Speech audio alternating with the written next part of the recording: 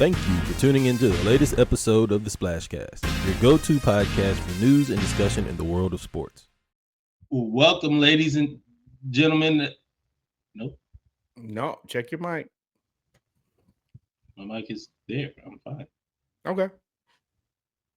You couldn't. I didn't change that. Okay. Welcome, ladies and gentlemen, to episode 196 of the SplashCast Monday Night Raw. I'm your co-host Reggie. I'm your co-host Norwood. Our powers combined. We are your HBCU homeboys. Welcome to Monday Night Raw. How you feeling, brother? How you feeling? I am feeling well. We just finished the basketball season. I am a little concerned about exactly what I'm going to do with my time now that there is no sports. But we're going to figure it out for sure. Yes, sir. Yes, sir. Y'all know what it is when we come to Monday Night Raw. We do our HBCU news around the culture, followed by whatever is in season, football or basketball.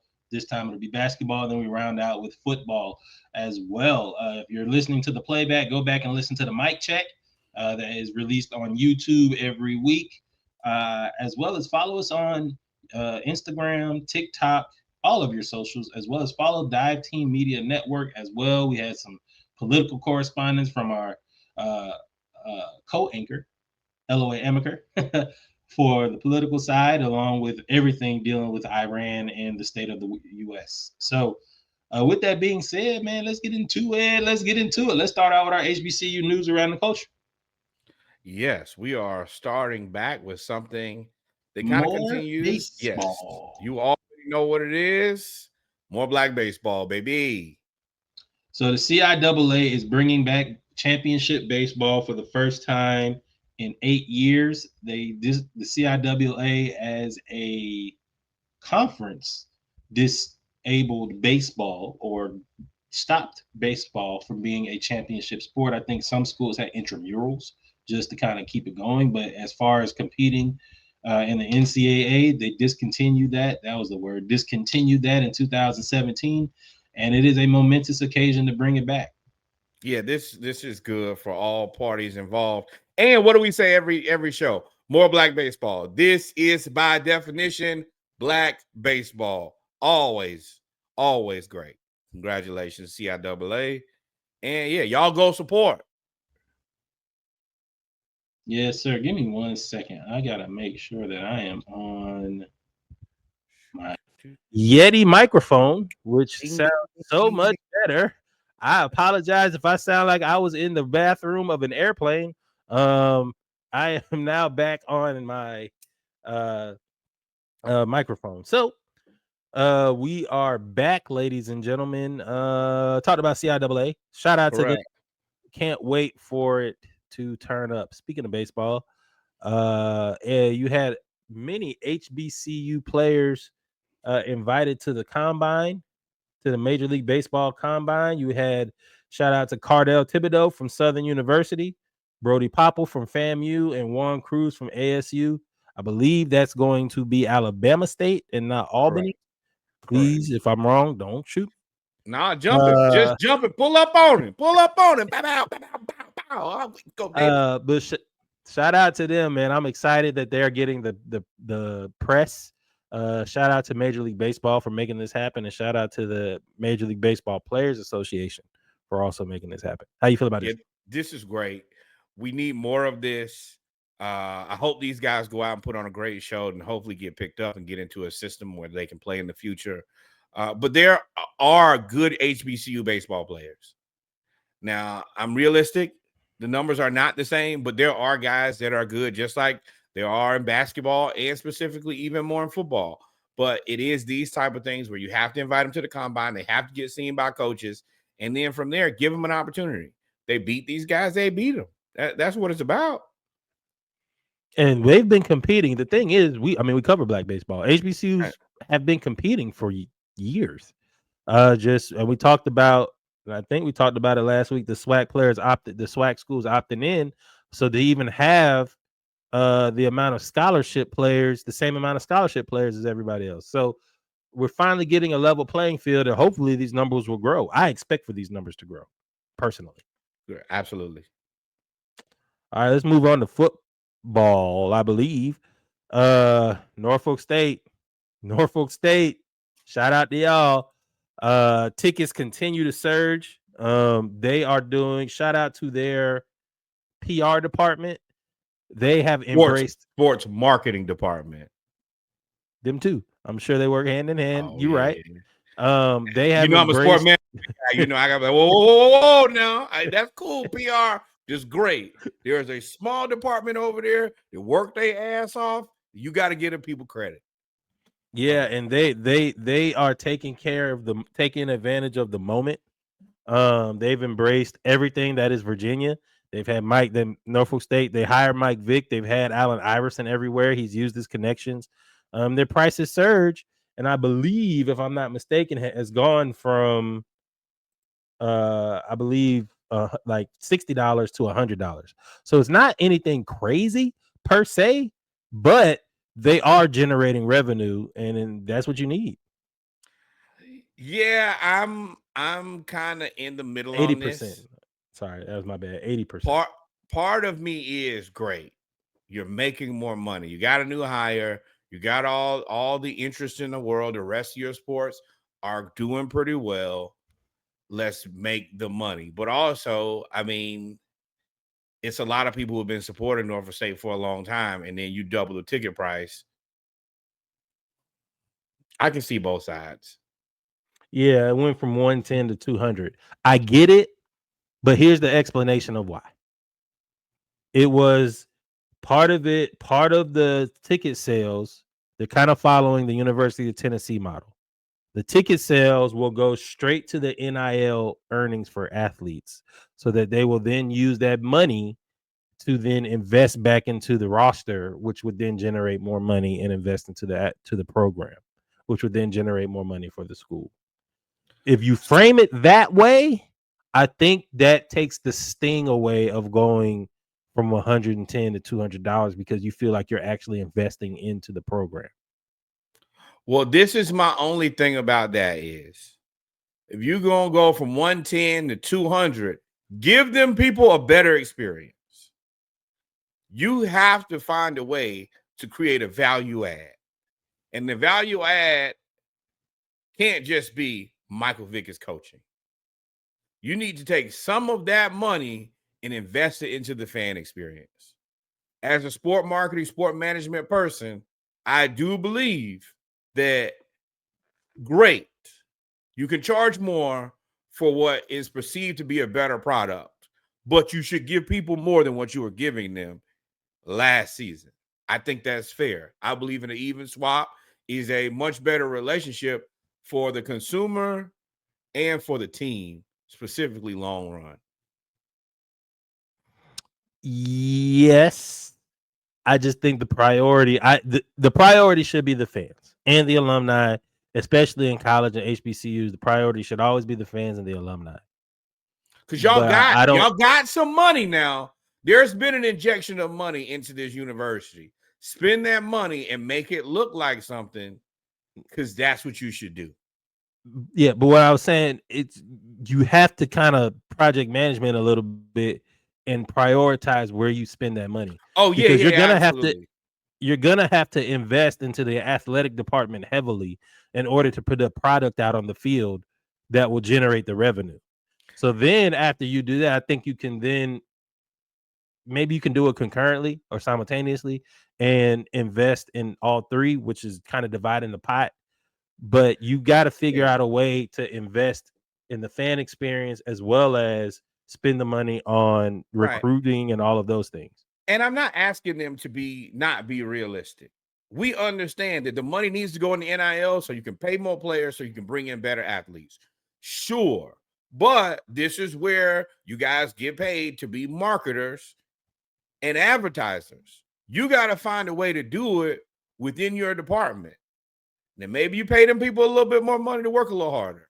But I do understand you just can't give all the money to sports marketing and say, hey, let's make this the land of milk and honey. I get that too. But if I'm a consumer and I've been going there paying $100 for 20 years and now you ask for more money, then yeah, I want it. I want something.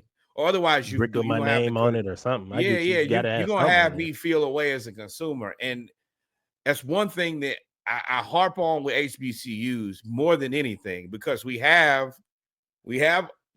the biggest fan base, but we have a very loyal fan base, and that requires you take care of those people. We require that you take care of us too. Right. You're correct. You're correct. I really, you are I really expect you to roll out the damn red carpet, to be completely honest. But I get it. I mean, we go to Hampton. We get it. Hey man, things are nicer, but it's in there. Yeah. But speaking of investing, man, I think another example of it is Prairie View. Coach Tremaine Jackson came from Valdosta State. If you go back and listen, this is a callback. He laid out a plan that at the time seemed a little crass. And he had 4 bullet points of don't DM me, I'll DM you. You have 2 days to respond. And no, you have 4 hours to respond. Blase. And don't ask me about money. No, I remember. Yeah, don't ask me. No, it's 24 hours, because he's like, you don't ask me about NIL or I won't talk to you. It ain't. I know it's not 24 hours, because we said, damn, what about if you in class? It's 4 hours. I'm almost willing to look that up. But what Prairie View what they have done though is injected. That's what I was trying to get the intros. They've injected the money into the program, and they now have the #1 recruiting class in the SWAC, ahead of Texas Southern. Shout out to Houston, y'all spending that money. Right. Florida A&M, Alcorn State, and Alabama State. They've landed 3 stars and 4-star talent in recruiting and the portal. So I mean, whatever he's doing seems to be working right now. Right. So for me, there are a couple things here. He's surely talked himself into notoriety. I'm gonna read these rules to y'all once again. When I follow you, there's a 4-hour window to follow back, or we're done. Send the number, transcripts, and the highlight on the first message. Address my staff as coach, not bro. Don't ask me about NIL. And then he said, finally, pray, talk to your family, girlfriend, dog, or any other people before we offer you. Not after you take 80 visits. I'm going to want to know ASAP. So from a purely sales point of view, he's a closer. He's not letting you off the phone. Barbecue or mildew. I either want you locked in. From the sounds of it, he don't even want you, which is, as a salesperson, a little scary. You don't have a lot of time to think about this.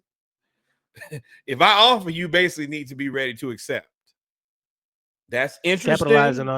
Capitalizing on his reputation. You could do that coming off a national championship appearance. Right. So I think that, the #1 recruiting ranking is great. We've seen the commercials. Of course, he's been all over the media for some of the things that he said.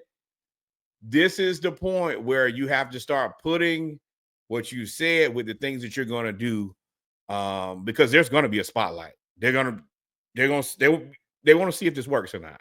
And if it works, then you're going to see more people do something very similar. If not, that seat could get hot fast. It seems to be working right now. Right.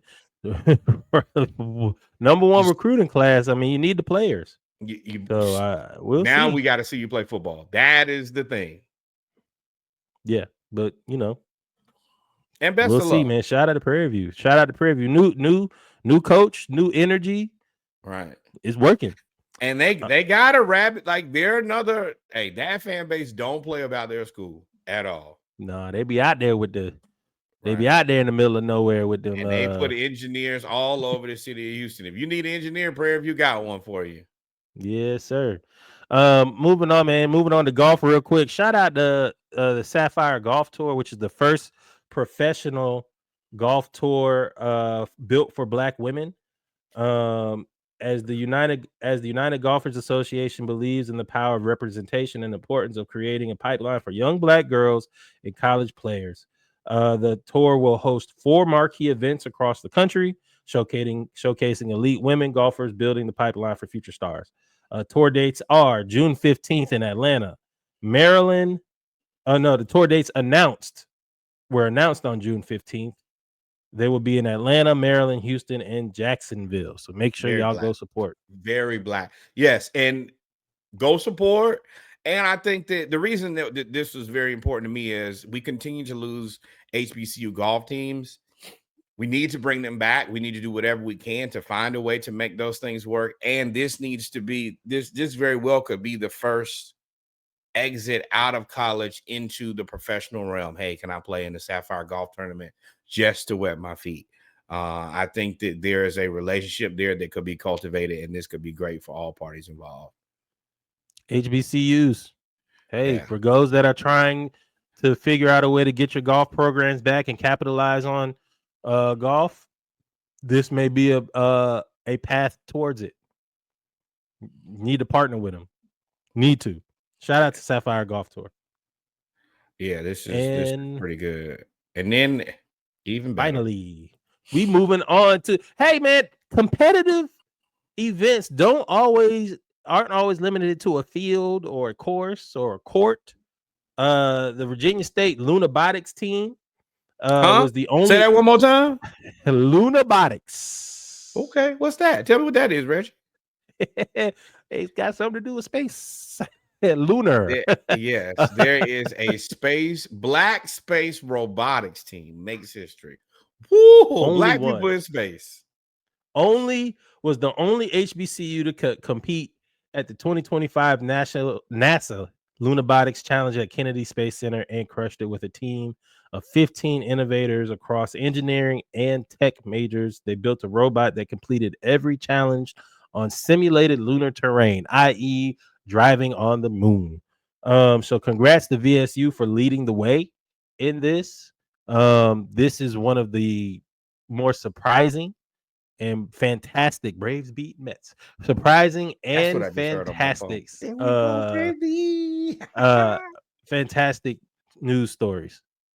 Yes, and black people in space with robots. How y'all like that? Now, I don't expect this to last very long. I'll be honest. They're not gonna let us get up there with methods of transportation. I just don't see us. No, they trying to get us. They trying to get away. They trying to get away from right. That. I know, but I feel like they gonna take whatever we figure out with this Lunabotics team, and they gonna try. Oh well, thank you for your information, but we're gonna have to take this and run. Literally. I'm a little surprised that Alabama A&M isn't there because of their location with respect to, is it Cape Canaveral, I believe. So I expect more if they can get same thing here. We got the Space Center here. If more notoriety comes to Lunabotics and any type of robotics, I think HBCUs, it's just like bowling. We got bowling teams. We could definitely have, and now we got gaming teams, esports. We could definitely have like a robotics satellites. league. We're not gonna forget. I'm never gonna let y'all forget about them satellites they gave us. I don't even know why we got those. Yeah, but we got them. We got satellites, and now we got cars in space. It's only a matter of time. Hey man, it's only a matter of time. I can see it now, boy. Y'all be floating. Hey, but ladies and gentlemen, we have come to the end of the HBCU News Around the Culture segment. We are going to take a break. I am going to get a beverage, some light, not like liquor, but some light. And then we'll be back with hoops, followed up by football to round out the episode. Make sure you like, follow, subscribe. We'll be right back. Right. Hey, SplashCast listeners, are you ready to dive into some exciting opportunities with us? The SplashCast is now open for brand partnerships, advertisements, and sponsorships. We want your business to make a splash with our audience. Picture your brand reaching all of our loyal and passionate listeners who love our weekly content. From HBCU news around the culture to our splashes of the week, we cover it all. If you're looking for a dynamic platform to showcase your products or services, look no further. Reach out to us at diveteammedia@gmail.com. That's diveteammedia@gmail.com. Or visit our website at www.thesplashcast.com for more details. We are back. And it's time to talk hoops. How you feeling? Yes, sir. We are back, ladies and gentlemen, with our basketball segment. As I keep trying to lie, I keep hitting my camera. As we basketball segment of episode 196 of the SplashCast Monday Night Raw. We appreciate you. Always remember to like, follow, and subscribe to SplashCast and Dive Team Media Network on all your socials and everywhere you get your podcasts and social media. Got a few things we're gonna talk about in basketball. Norwood, this is your baby right here. Where we starting first? You want to do WNBA, NBA Finals, NBA Draft? We're gonna hit it and get it. We're gonna follow a very simple rubric here. Let's start out with the ladies. Actually, let's do this and then. Oh, hold on. I don't like that. We're just gonna do that for now. But in 2023, no player received more than 100,000 votes All-Star game, and then this year there are 39 players who have received. I think. Hold on 1 second. This thing is driving me crazy. There are 8 players who have received over 50,000 votes. This year, 39 players have received more than 50,000 votes, and 19 over 100,000 votes. This is just the brand growing. There's no other way to put it. Angel Reese and Caitlin Clark are great for basketball. We're going to talk about it every week. Y'all can be mad. And on top of that, y'all are more than welcome to get right into them TikTok comments because me and Reggie will have time for you every time. Y'all been in there too. Yeah, but this is good. This means you have more people interested earlier and they're actively voting and participating.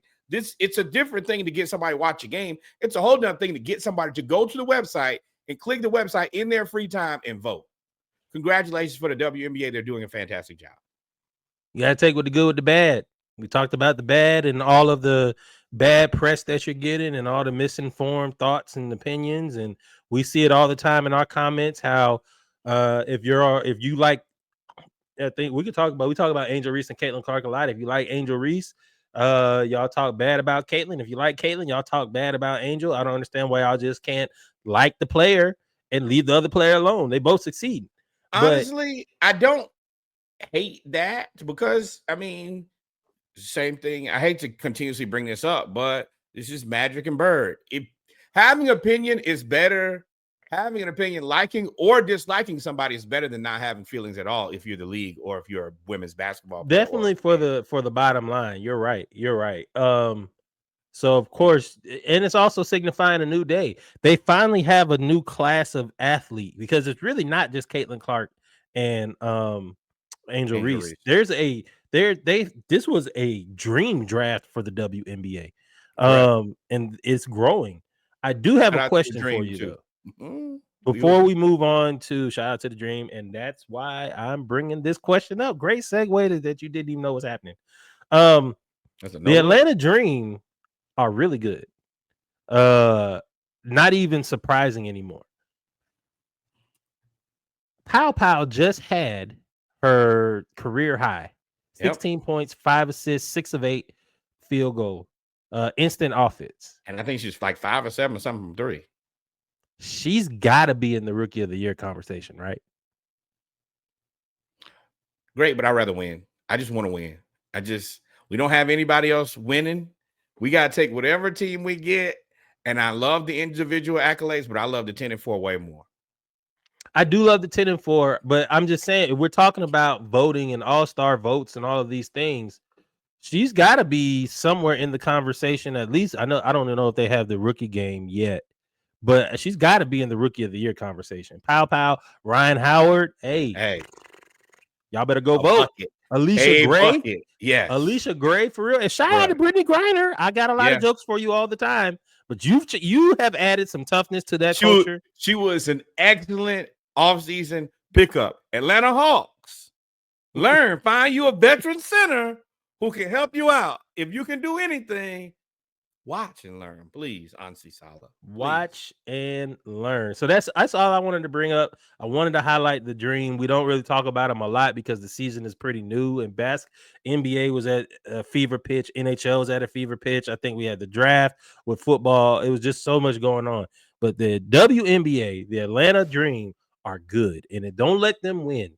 Don't let them win. Pressure's on you, everybody else in Atlanta. Yep. United because y'all won. And then we come here. The U.S. Embassy denies visas to 17 players from Senegal's women's national team.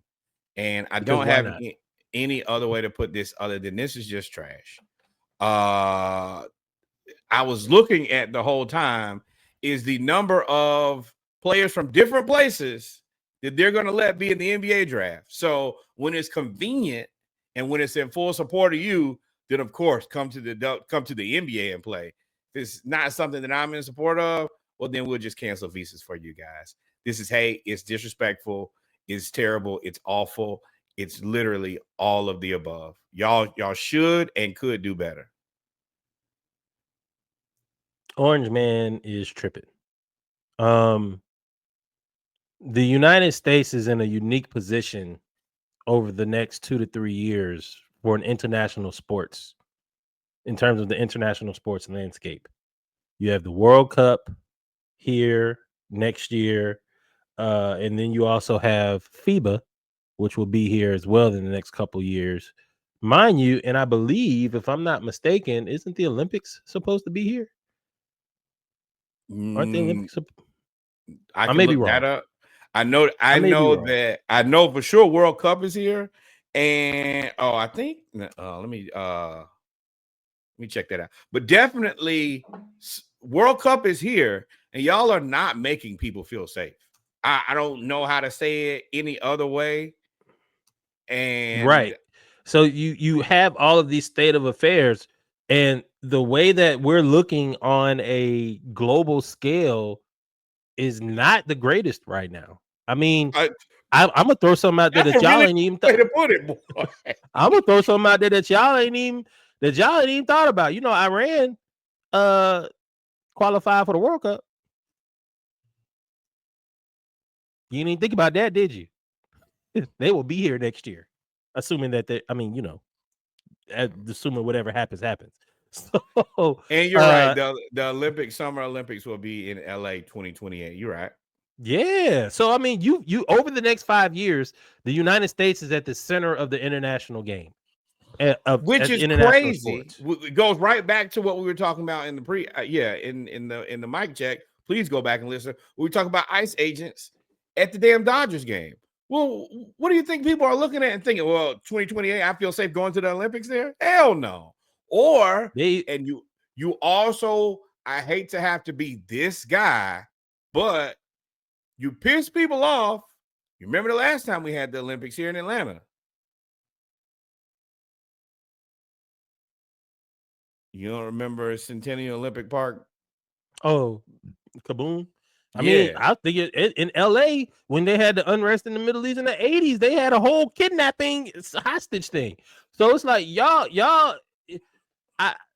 listen, sports is not the end all be all, but sports is one of the few things that brings everybody together despite political background. The only people that don't come is North Korea.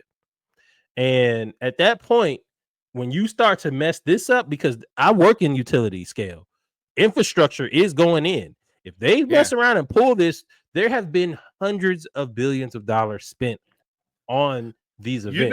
You know who we are right now?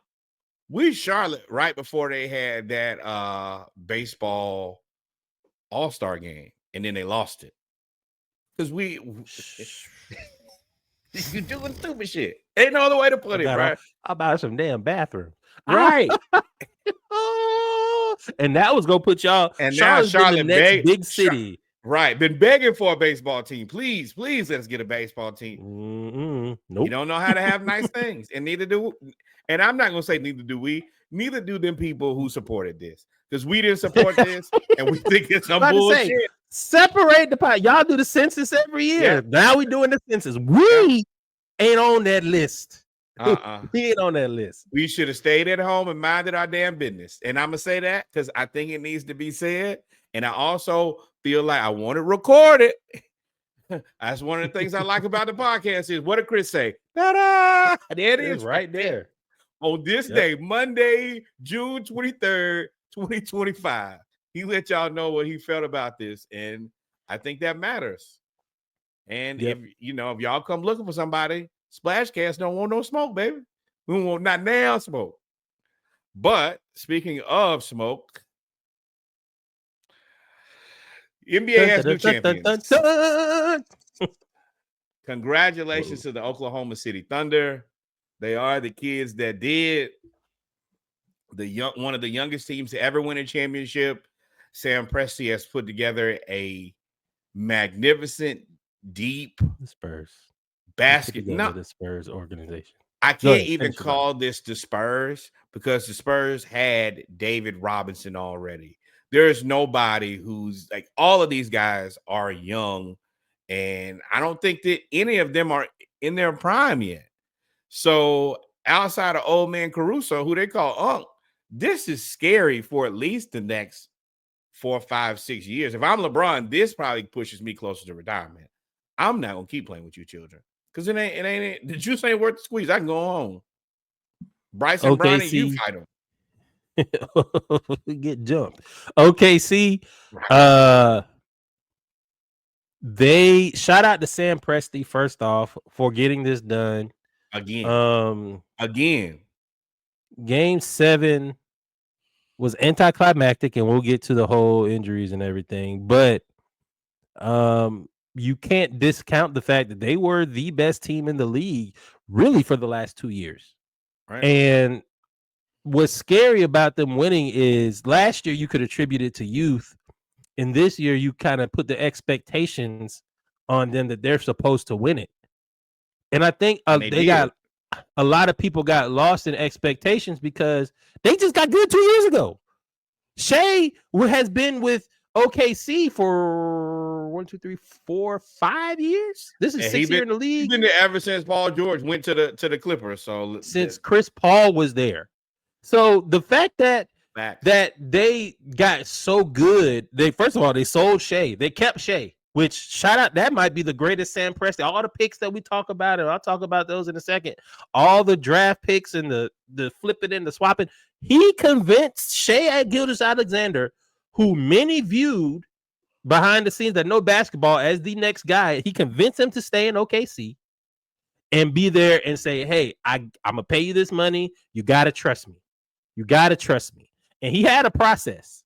Now I ain't gonna say he went by the process because the Paul George, Russell Westbrook kind of accelerated the process for this team. I think there are two things there. Number one, he is a guy who can collect talent. And you see across the NBA, it's a lot of teams who can't. Our team, if you look. But I will say that I think that first learning experience prepared him for his second time. All right, I slipped up. I didn't get it done. And I still don't really think it's him. I think it's more coaching. But whatever. Championship didn't come to OKC. This time I'm going to get it right. They had some things fall their way. You know, let's be real. Chet and that foot injury was scary, especially as a guy that big. It's great that he was able to be healthy and play a ton of basketball this year, even when he came back. I mean, you're right to say he missed 50 games because of the hip. Right, from the hip, but still came back and was able to play. Jalen Williams has really lifted himself into a different stratosphere than I think people really consider. That he's elite two-way guy. Third team all NBA, third team all defense. I mean, especially when you look at guys like Tatum, who's going to be out for a season. Jalen Williams is in a prime position to try to be that next guy. They have OKC, this young team, outside of Caruso, nobody's older than 26. Lou Dort is a linebacker, and they're going to lose probably 6 or 7 people off this team within the next 18 months. But they have so many picks. They have 1, 2, 3, 4, 5, 6, 7, 8, 9, 10, 11 picks in the next 6 years, including they got 2 2 picks in this draft. This year, this draft, 2 in next draft, 3 next draft, 2 in 2027, and then it goes back to 1 pick every year, 2028, 2029, 2030, right when all of these players' contracts are up. And I think that if they're smart, they kick the can, they package and repackage. All right, well, I'll trade you one of these fringe guys. I'll trade you one of these fringe guys. In return, you give me your first round pick in the future. I'll trade you a guy and a pick because right now they don't really have a guy. I mean, we can talk about this now. Nikola Topic is the first player to win an NBA title before playing in an NBA game. This guy is going to be available next season. So, and what do? I mean, there's honestly not even a place to probably play him right now. The answer is probably just stick him in the G League or trade him. I don't know if you trade him, but where they suffered the most, if you want to nitpick this team, and that I noticed with Indiana, is the backup point guard. They're running Jalen at the 1, or they were running Cason Wallace, which is cool. But I think Topic, for him being what he is, he's kind of like that big facilitator. He can score crazy, but he can also pass the ball very well. 19 years European old, wing. He's 6'6", and he can pass, shoot, and dribble. Sam Presti is picking all the guys that I've been telling y'all that you have to start picking now. If they not 6'6" or better, don't call. So you have him in the background, and I think what they can do with their players is just fill in the blanks. The blank is the backup PG. That's really all they really missed. Correct. And they were so good, they masked the coaching errors now for this. They have everything. They may be the new dynasty and Sam Presti almost, I wonder where he voted on terms of all of these super team votes that they had and stuff where they were talking about, because the way that he built the team is almost like he was ready for the disbanding of the super teams and he took advantage of it right then and there with Adam Silver. You mean that you could read the CBA before it comes out and create your team around it, not like your name was Matt Ishbia and you act like you can't read? You mean that's like a thing that people do? Shout out to him, man. And of course, he learned it from Spurs organization and he took it there.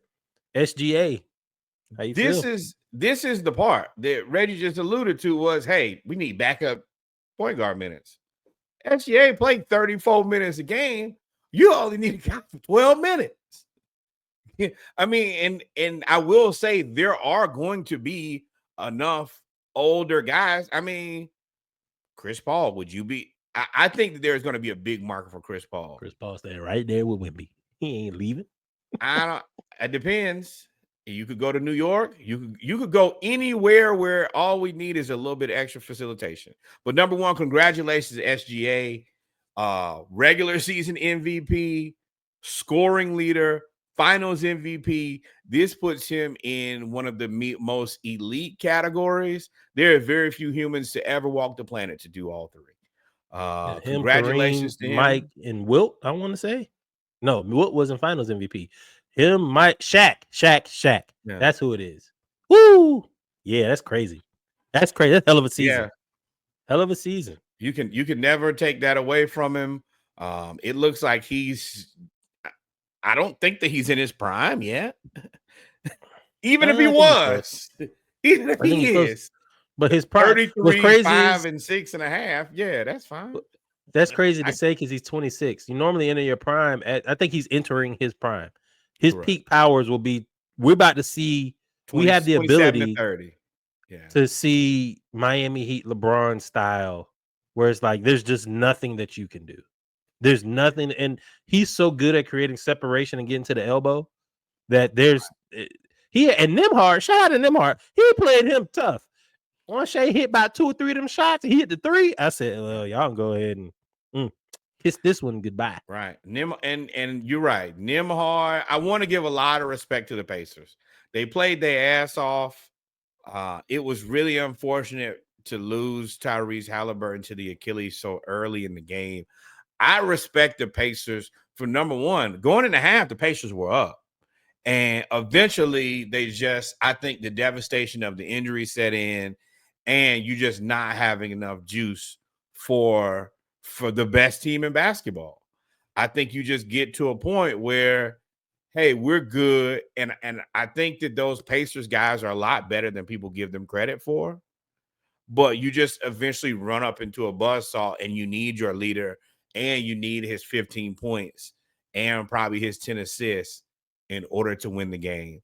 But tragically, we lost him in the first quarter to an Achilles injury that's going to have him out for the entire 25-26 season. What's sad, what makes this even worse, shout out to SGA, first of all, for being the consummate professional, is I'm not going to lie to you. I think I picked OKC in 6, and you picked OKC in 7, if I'm not mistaken. What was going on here is, this is all hearsay, speculation. I think we were on our way to being wrong. Tyrese Haliburton was 3 for 3 from 3. Right. He had a couple of assists. He looked very confident. And I think he had 13 points. Rick Carlisle was very upset that they had the buses there, painted, ready for the championship. Right. And OKC, as good as they are, they're still a young team. And TJ McConnell Dellavedova was having a hell of a game and playing out of his mind. We were on our way to seeing I agree. Indiana lose. And then I would have been okay with that too. With that, exactly. I have no ties to either, and this is small market teams. It is what it is.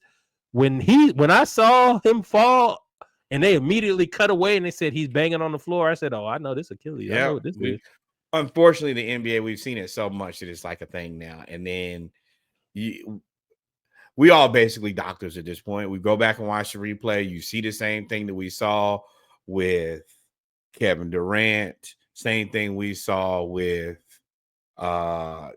Jason Tatum. Same thing we saw with Dame Lillard. You can physically and unfortunately, the slow motion, you can see the Achilles pop every time.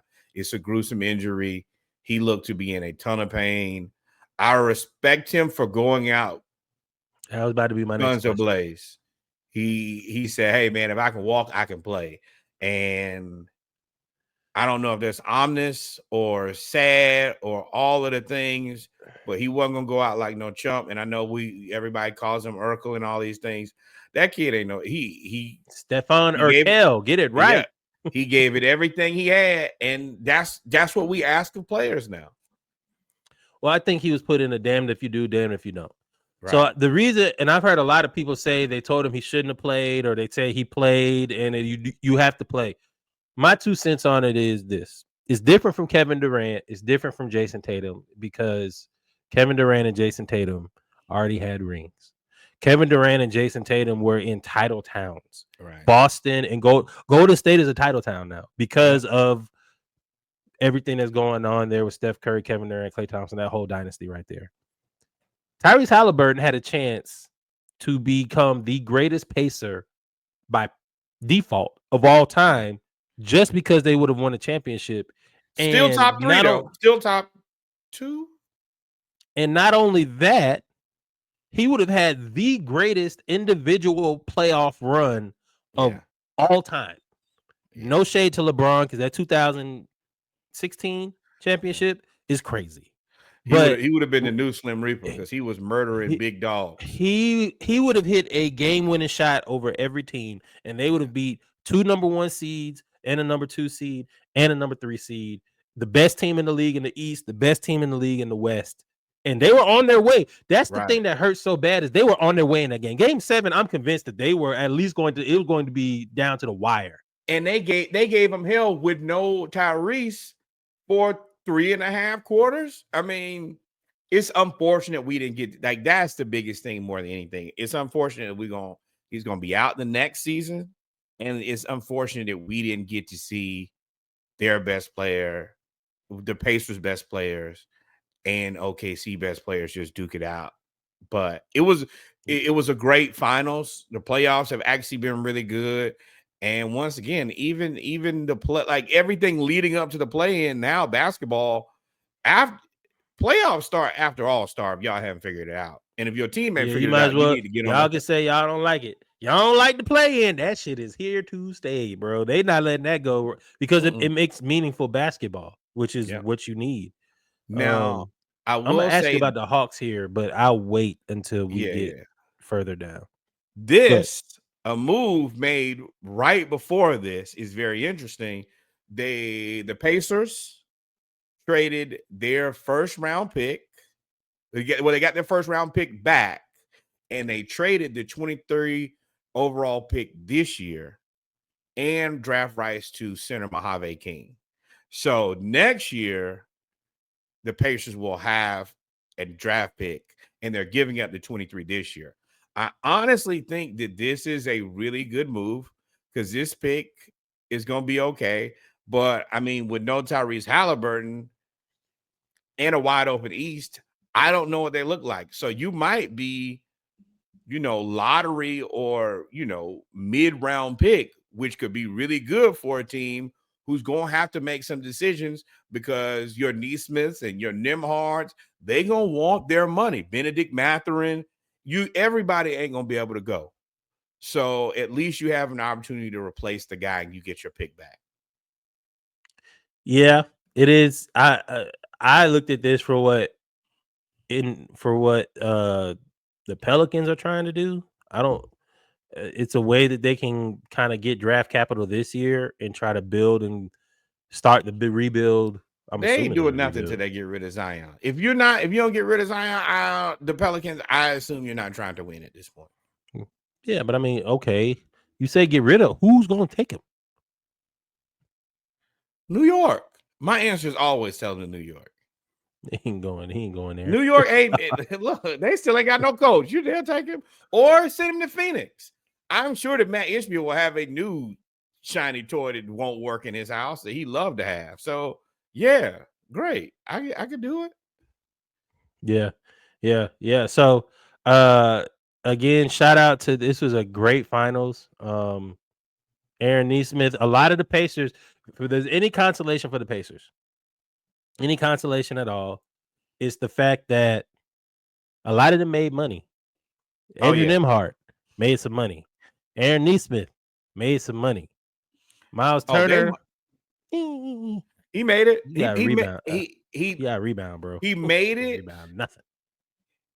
So this is the thing.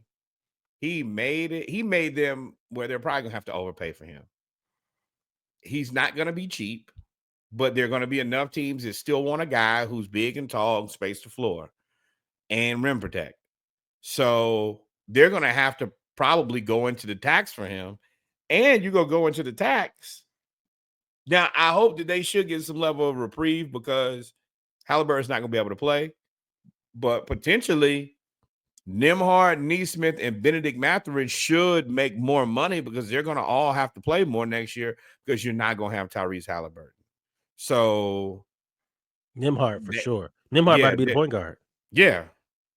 So and if I'm any other team in the East or any other team, I might pay a couple of million extra for TJ McConnell. Let's just get him off of that team because he is too valuable to them. Right. And I mean, if I'm TJ McConnell, I don't leave. I'm about to get more money too. I don't know if I don't leave. I think I do leave. He ain't got that many more seasons. And he's like 31, right? Yeah, I felt bad for him. You could tell he was like, man, I want this. This was it. This was it. This was the Pacers year. And I all lined up. I've been telling y'all all season. I said, hey man, y'all might need to watch TJ McConnell and Obi Toppin, who Obi didn't play his greatest game, but I think that he's a guy who I don't count this game. The emotion was gone. He is a rotational basketball player who can kind of he can shoot it. He's a finisher at the rim. He runs with pace. He plays decent defense, and he's 6'9". And that's what honestly, that's what the Knicks need back. Yeah, but they also the Knicks got outbid twice, if I'm not mistaken. Yeah, I mean, it is what it is. Woo! Yeah, both your 4 power forwards that you didn't pay, right, made it to the finals. Got right the hell away from you and got to life. Speaking of moving on, big move on. Ime Udoka signs a long-term contract extension with the Houston Rockets, makes him one of the highest paid coaches in the NBA after a 52-win top 2 seed team in the first time in 7 years. That boy moved on like Maya. I got right on to a better city, and I got this team of little monsters over here. Y'all got y'all Right over there championship with in the blacks. Boston without me, and that's fine, because I'm going to make them pay over here. And then after they sign Udoka, go ahead and bring that down. Here come the magic. Kevin Durant traded to the Rockets for Jalen Green, Dylan Brooks, and the 10th pick in this draft and 5 second-round picks. What do you think about this? Then I'm going to talk. What I think he whipping the work. Whipping the work. They are Houston. Shout out to Houston. Houston put the whole league on notice right before the finals. Yeah, OKC, y'all cool, bruh. I see that y'all's Preston. You got it. Right. You got it. Short-lived celebration. Short-lived. Houston has followed the same blueprint. Quietly, they followed the same blueprint. They drafted a bunch of people. Most of their team is draft picks, if I'm not mistaken. Minus Freddie. And Freddie, Dylan, and Steven Adams. Gone. But now Dylan's gone, and you parlayed this into, I know Kevin Durant is 37 years old. I know Kevin Durant probably is not going to play the best defense. Kevin Durant is going to be able to shoot over anybody in the league until he's 135 years old. He's going to be able to score. He's going to be the adult, and he's going to be able, and he's at the point where now he plays a lot of team game, little less ISO ball now. Oh yeah. Which is what you need. And he's cool with Ime. Y'all forget Ime coached him in Brooklyn. He likes Ime. They were going at it when Ime got the job in Boston. He was talking shit. Like, they like each other. So him going there is fantastic. Ime, but can we talk about Ime real quick? Let me talk about Ime. My man has had a 5-year run that will go down in sports history. My man, and she being Nia. Nia Long, he had Nia there, courtside, everybody mad. Had the job in Boston. Should have won the championship. There's no reason that they shouldn't have beat the Warriors, other than Steph Curry, Klay Thompson. I understand that. They're great, but they were theoretically the better team on paper. And they were put together well. He then messes up, goes back, comes back like Tiger Woods after he messed up, gets the Houston job, and lucks up and gets the little robot. Everybody else is cool, but he gets the little robot, brings in an adult, and they make it they get upset by Curry is a tormentor of Ime, low key. I forgot he lost to Curry this year. Lost to Curry, but I mean Curry about to retire. And now they are set up and they got Kevin Durant to add to all these young pieces. And I'm gonna leave this to you because you know all of the pieces. Because I forgot totally about Reed Shepherd. Like, they have so many players, even after trading Jalen Green and Dylan Brooks. I think you said a couple months ago that you actually said it all year. Dylan Brooks was the guy that was probably going to be odd man out. And not for nothing, I know a lot of people don't like Dylan Brooks. Dylan Brooks shot 40% from 3 this year. Sure did. Career high. Career high. So you had him, and then you had who else? Jalen Green. I mean, Jalen Green's gonna be Jalen Green. He's Bradley Beal to me. But it is what it is. Why? He doesn't play. He's not a winner. How we bring that back up? Oh. Yeah. So there are a couple things here for me. The Kevin Durant trade was a great trade for the Rockets because, as you've already mentioned, they signed Steven Adams to an extension, which made perfect sense. You got Tari Eason on the bench, who's a 3-4. You have Reed Shepherd and you have Cam Whitmore. Now, all of that sounds like you probably need a solid young backup point guard. Once again, this is a place where if I'm Chris Paul, hey, man, y'all hiring? I ain't got to play a lot of games. Let Fred VanVleet do the majority of the lifting. And then just in case, if you need an additional facilitator who's familiar with the organization and the city, Yeah, let me come here and ring chase with and can Kevin Durant get Chris Paul a ring? So they're in a situation where they're ready. Now, me personally, they're going to decline Fred VanVleet's player option at $44 million. That should be understood and expected. Now it's up. Yeah. So now, Freddie, it'd be wise for you to take a pay cut. Well, they said that it's on. The reason they declined it is because he's not leaving. I'm negotiating a long-term extension. Yeah. 4 years, 16, 20, 16, 25 million, somewhere in there. Yeah. I would probably do. I'm doing 3 years. I would probably do 4 years, 3 years in a team option. So it's really 2 years, and if I want to, I could trade him as an expiring. But that puts the Rockets are set. That's the reason I think that they were okay with giving up that 10th pick. It wasn't really any place for him to go. Now, long term, and especially now, I would like to see Amen Thompson play someone to see if he could possibly be their point guard of the future. If you can make him a point guard, oh my God. Put him in the Draymond Green role. Yep. And just, hey, man, and no, let him be Russell Westbrook. Russ couldn't really shoot. He can rebound, he can assist, and he can get to the bucket with the best of them. Dog, 10, 10, and 10. That's very reasonable for a guy like him. Kevin Durant just on the wing, right? Raining threes, and you don't have to be the master facilitator because KD can pass, and Sengun is still your guy, and you kept Jabari, which that's the only sticking point of this trade, which made no sense to me. It ain't no way in hell I saw what Jabari did in the playoffs and not putting him with what's his name?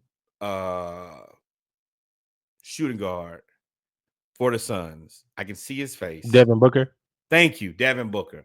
Yes, that and from everything I saw, it looked like Jabari was like, I guess they probably told him we keeping you, but it looked like he was prepared to go somewhere else and be the man.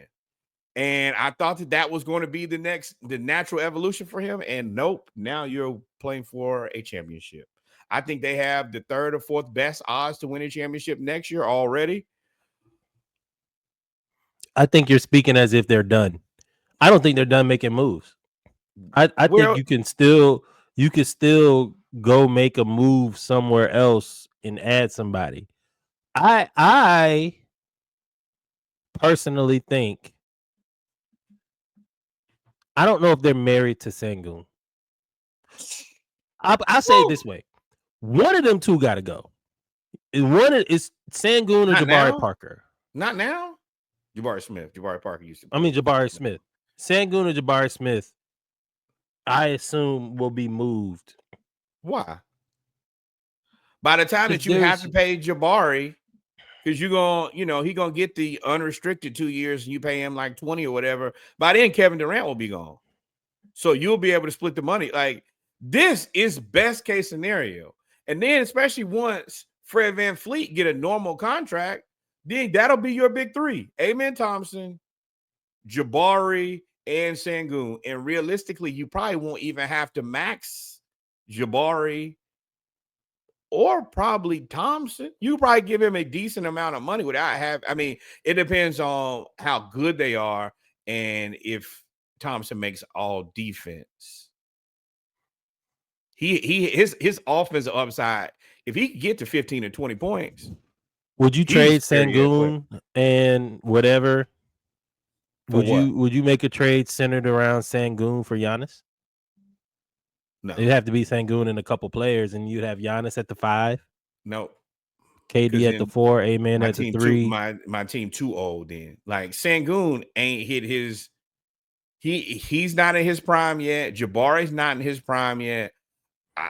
If you do that, you're pushing your team into it's old. Right now, your team is young with one older star. I think this allows his team to kind of keep it going for the future. I'm not. And Sengun is baby Joker. There's not going to be a guy who you can get that's going to be as good as what he looks like he's going to be for the next 7-8 years. Giannis ain't gonna play that long, and if he does, I mean, once I don't, he's superhuman, but without speed, Giannis it's a lot to be desired. Another person that they've been linked to for a second trade is Buddy out of Sacramento. Domantas Sabonis. Yeah, Domantas. So I'm saying I personally don't know if they're done per se. I 100% think that they are done and should be done. You're gonna play a 9-man rotation. You got your 9 men. Any way you cut it. And I think that you need to find out what you got in Reed Shepherd. Everything that the rumors say that they believe that he could still be one of the best players to come out in this draft. Yeah, it was last year. So yeah, they still believe in him. And I mean, when we seen Cam Whitmore play basketball, he looks elite. So if you want to move, so disgruntled, I wouldn't be surprised if they package somebody with Sengun or Jabari and try to go get something else. I just don't know. Depends on what you're willing to give up as the caliber of star you get. If I'm Udoka, I'm reselling the kid. Hey man, it was tight this year. We had Dylan. He's a veteran. He's getting paid real money, and he's a more adult basketball player than you are. But we've moved Dylan out of the way. We moved Jalen Green out of the way. You're going to be in our 9-man rotation consistently.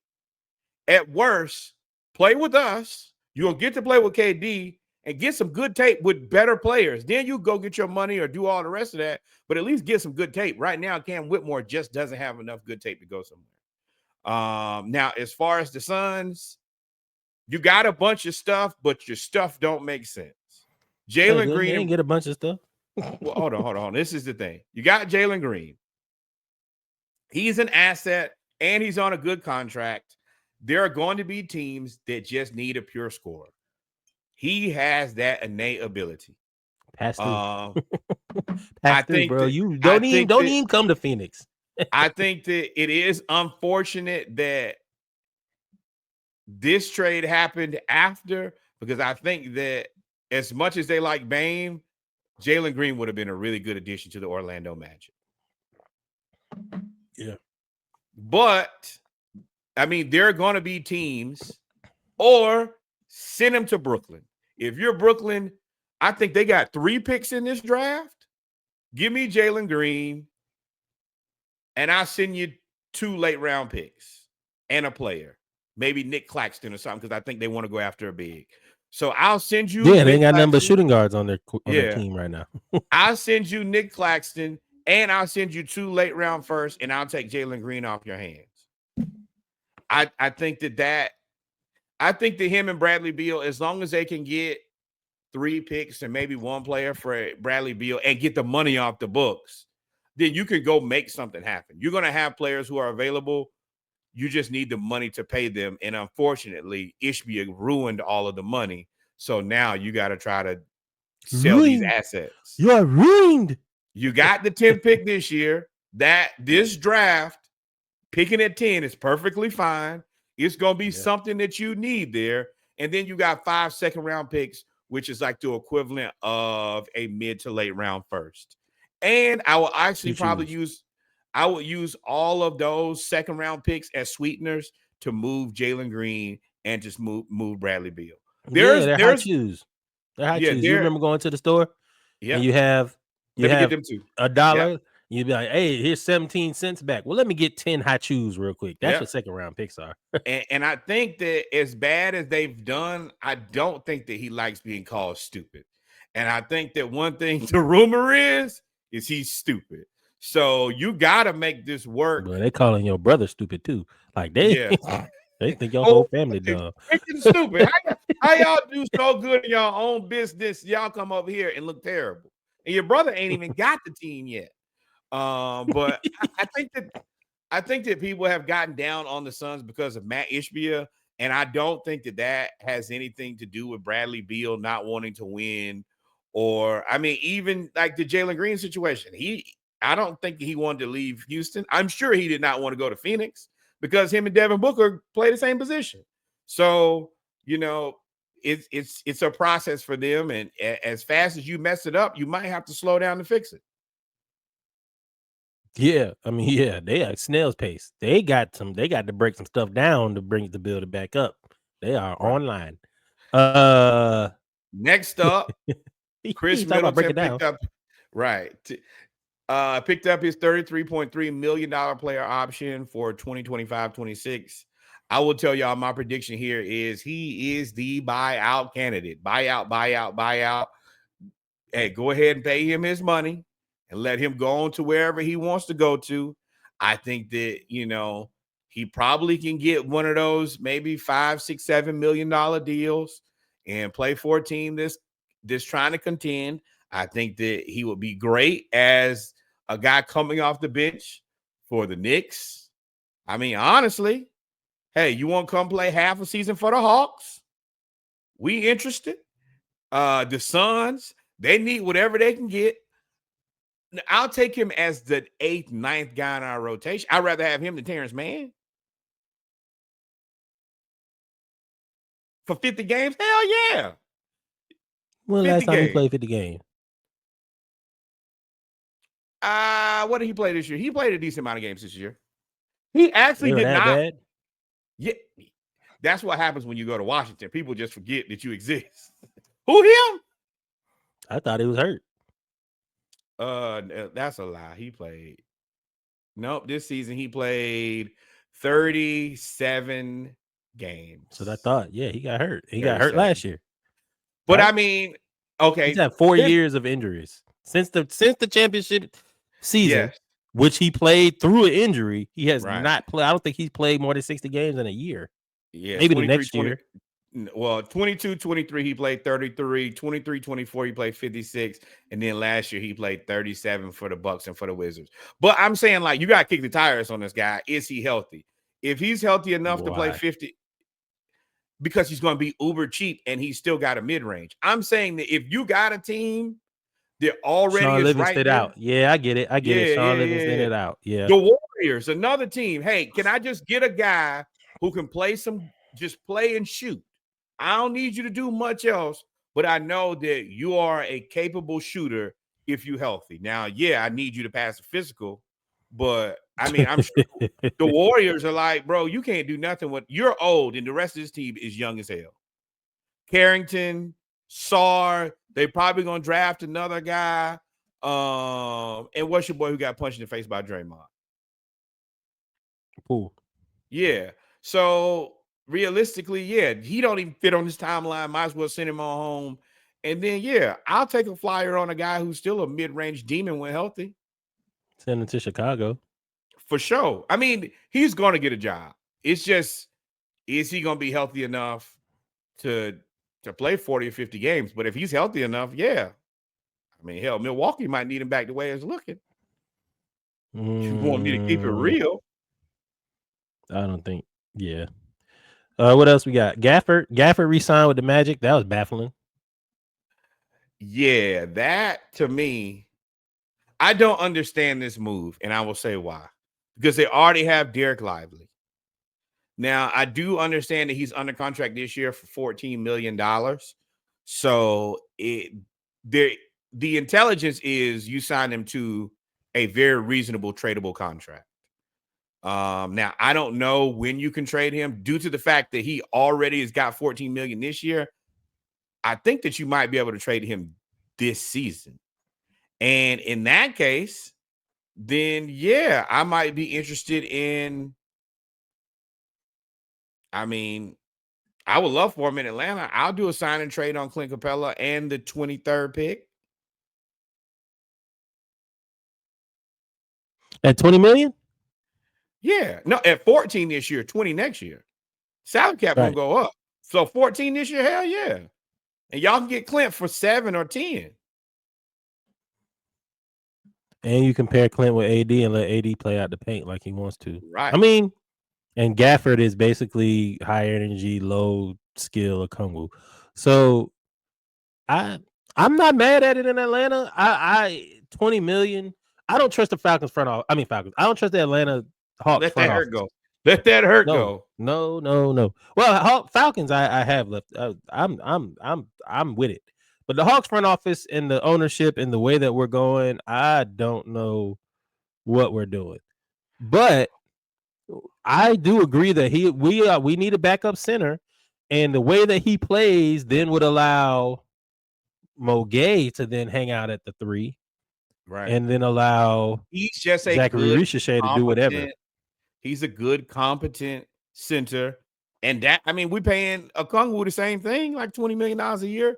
That's a good starter price, 6-man price for a guy who, Washington. I don't know what the hell. And Washington, I don't know what the hell y'all doing, just giving players away so that they can go other places and be successful.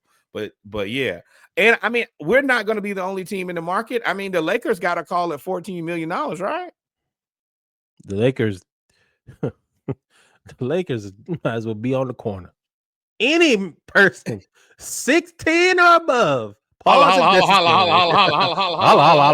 trying to holla. Hey, I'm trying to holla. Yeah, man. But again, this is the beginning of free agency. I think there's a lot of chess moves being made. I think people are monitoring Giannis. I think people are positioning themselves to be able, like, this is a positional contract. You're positioning yourself to either keep him as a cheap contract or, like you said, make him tradable. Yeah, he's like 26 on a 4-year. You might as well say it's a 4-year, $74 million contract. Check box. Yeah, I'll take that on. Yeah, especially with the salary cap increasing, he's not going he's going to be a positive contract. I assume for at least 3 out of the 4 years, if not all 4 years. Yeah, Cleveland. Yeah. I think backup center is what everybody needs. Yes. Yeah. Oh, Denver. Oh my God. Yeah. That's how y'all won. Y'all had DeAndre Jordan when he could do something, and JaVale McGee and all of them. Right. Yeah, but you just need somebody. Yeah, but now you can't do that no more. And you need a replacement. Screwed. So this is a great Nico, job well done. I know we didn't put you in the mud for a lot of the things that you've done, and I got one more thing here.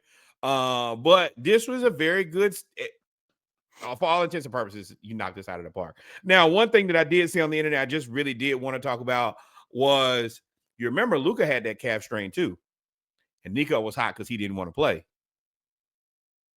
And Luka was like, "No, I'm not going to play until my body says that I should play." Now you look at that Tyrese Haliburton thing, and you're like, that. Yeah, but also Luke was out of shape.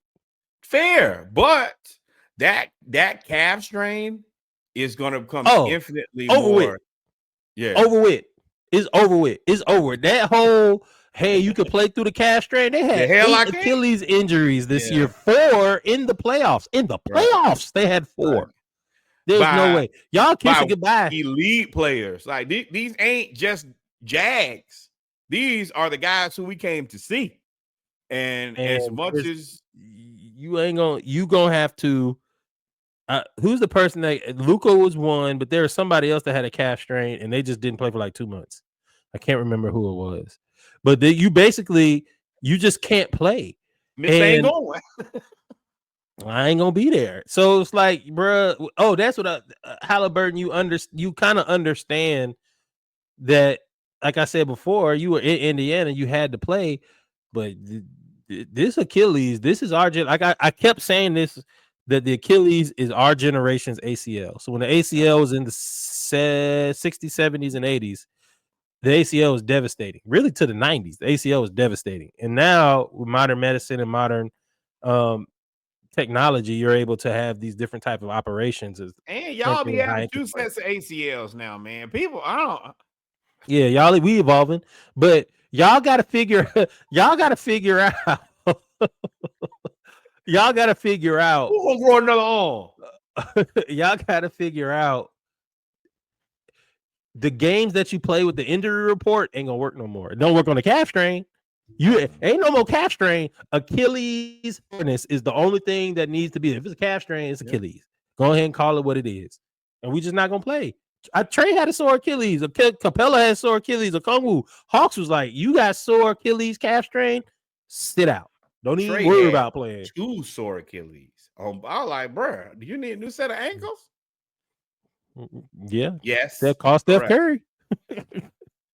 Bam. And finally, Ace Bailey's agent is reportedly Sharife Cooper's dad, Omar Cooper, and Cooper wanted to be paid for doing interviews. Sharife Cooper, former Atlanta Hawk, really more former College Park Skyhawk, who was good in the G League, elite for us with College Park, then went over to Cleveland, and I don't know their G League team, but he led the G League, I think, 2 years in a row in scoring, and still Imani Bates was going crazy. Could never get on the floor, and I don't know if Sharife plays anymore or if he plays. I think he plays overseas, and of course, also the sister Tia Cooper, who used to play for LA Sparks. She kind of played, and she was good for a while, and then she just became like an influencer. So this is scary to me because of the track record here. And I mean, you didn't, I don't exactly remember what happened with Tia. It was just weird that like this girl's a good basketball player. She just could never get on a roster. And then Sharife, there was always rumors that he wasn't the greatest teammate. He kind of Hollywood, real Hollywood. Yeah. Right. And just never, I don't care what happens. If you lead the G League in scoring for 2 years, we need to see you on the NBA floor. That tells me that it wasn't always. You have to kind of take the rumors with a grain of salt, because there's anybody else if they're there, and it's also don't get mad. The Hawks ain't the greatest organization when it comes to front office and everything. We do make some good moves. Second round picks, but we just got to figuring them out. So but what's alarming is that he wanted to be paid for doing interviews, and that he's turned down interviews because of this. And he hasn't worked out with anybody yet. And this, he's asking for like a game plan of how you're going to make this kid a star. This is why there's no way. First of all, I don't know even how you got hooked up with Ace Bailey. I mean, I know y'all everybody from Atlanta, but I don't even know why you would even entertain Omar Cooper being your agent, because he doesn't even have the wherewithal to see what just happened with Shador, right? Shador kind of did the same thing. Allegedly, kind of did the same thing that's going on right now, except for Shador daddy is Dion. Right. Omar is Omar. So like you're not paying attention to the landscape and how these owners, because a lot of the owners that they all run together. And to me, this just sets yourself up to fall. Shout out to the Hawks. Y'all may come up. So it's a little tricky for me because I've been on the record saying that I think that Shador is a good football player. I didn't think that he was as good as the way that he was talking. I think you can be good, but going to the NFL owner and say, hey, you want to change your organization, get you or me? You're not that good. You're not that and there haven't been that many guys who I think have been good enough to have that type of conversation. But I don't think you to be that guy. In this case, Ace Bailey, for all intents and purposes, has been the third pick until this week. Everything says Cooper flag, undeniable. We talked about it last week. Go back and listen. Dallas already put out the collateral. I think they got a jersey number for that kid already. The Spurs are in 77. No, you can't do that. Dirk already mad with y'all for trading his little brother. You better leave that alone. But the Spurs are in an interesting situation But we do believe that whoever drafts a second pick is going to be Dylan Harper. And then we believed Ace Bailey would be 3, and then probably VJ Edgecombe, Con Kneppel, X, Y, and Z on down the line.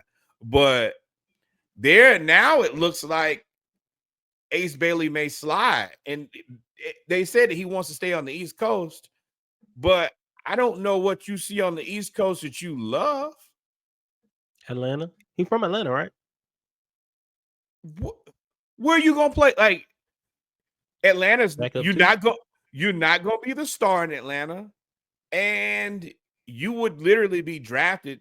No, he's gonna be a 3 to be the 3 behind the guy who was the first pick in last year's draft, and who's taller than you.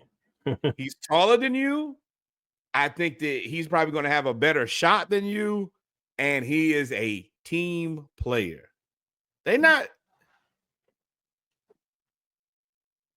This is ugly. This is an ugly situation. I for the life of me can't see how you navigated your high school from your high school to this point in 18 months and ended up here. And if you go to Charlotte, you ain't gonna be the star there. LaMelo's the star. You in Atlanta, Trey's the star, and Brandon Miller. Yeah, well, you're not starting over Brandon Miller. No. You would move Brandon Miller to the 2, and you would have Ace Bailey at the 3, which would be scary. But you're not gonna be the star. You're gonna be the 3. You Tito, brother. Hate to tell you. Or you could have went to the Sixers and played potentially for a championship, but you just keep shitting on them. And then I guess the only other team is Brooklyn. Yeah. You could be a star in Brooklyn, but that's all you ever be.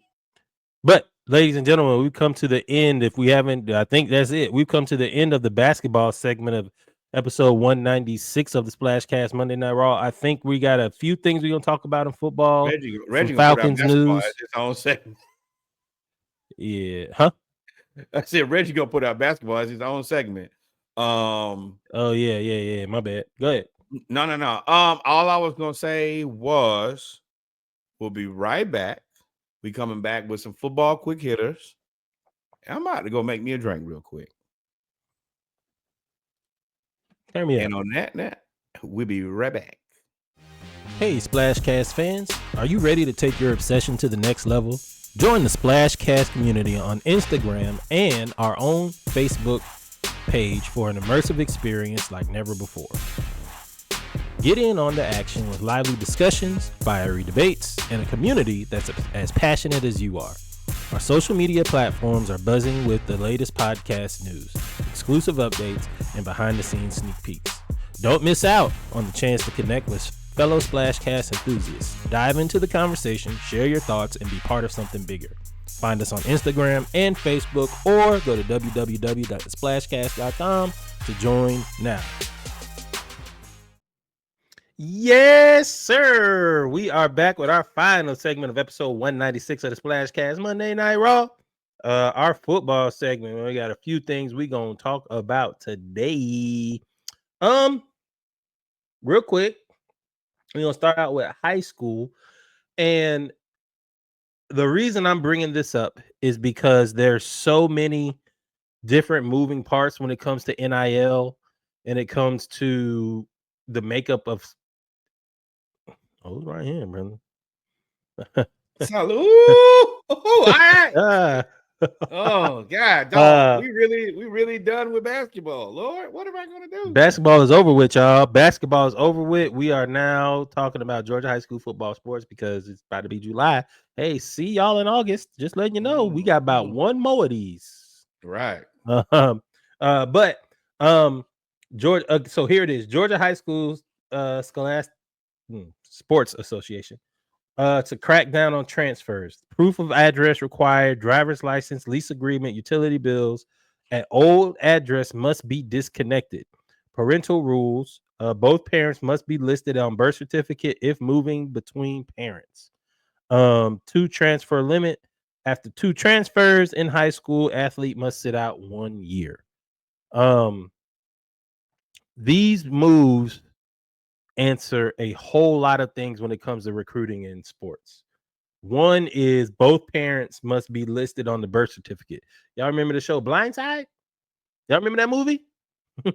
If those rules had taken in effect in Mississippi, I think where he's from, he would not have been able to play, which is interesting because I think there's other outliers when it comes to like adoption and all of those things. Proof of address, that's always been a scam. You could always go get your grandma's address or something like that, but now they're requiring that you have to turn off the utilities at the other house to prove that you're living where you say. And then, of course, at the 2 transfer limit, no more Kevin Durant, who is the poster child, one of the poster childs of transferring to different schools over and over again, one of the originators. My thought process on this is this something that will become standard? I know high school recruiting is a big thing in the 3 states, really the 4, which would be Texas, Florida, California, and of course Georgia, which is the number 4 producer of professional athletes. So I don't know if you can enforce this anywhere else. It is a state rule, but I wonder if any other states like Texas, since you're in Texas where money is abundant, will adopt any of these rules. I'm sure they're going to be a copycat. If it works, then great. Then we're going to do this too. As a person who parents made them follow the rules, hey, you're going to go to this school. I always hated the people who got to go to different schools. Yeah, this is where my uncle lives. I know where your family lives. They live down the street from me. Why are you going to a whole different school? Oh, well, there's a better opportunity to play sports. So there's a little bit of hate there, but I do think that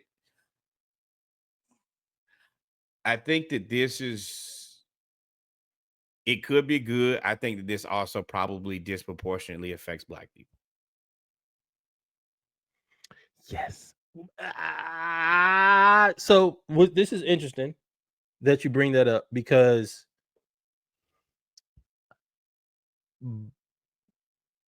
why I know here in Georgia, I'll just speak on Georgia since this is Georgia law for now.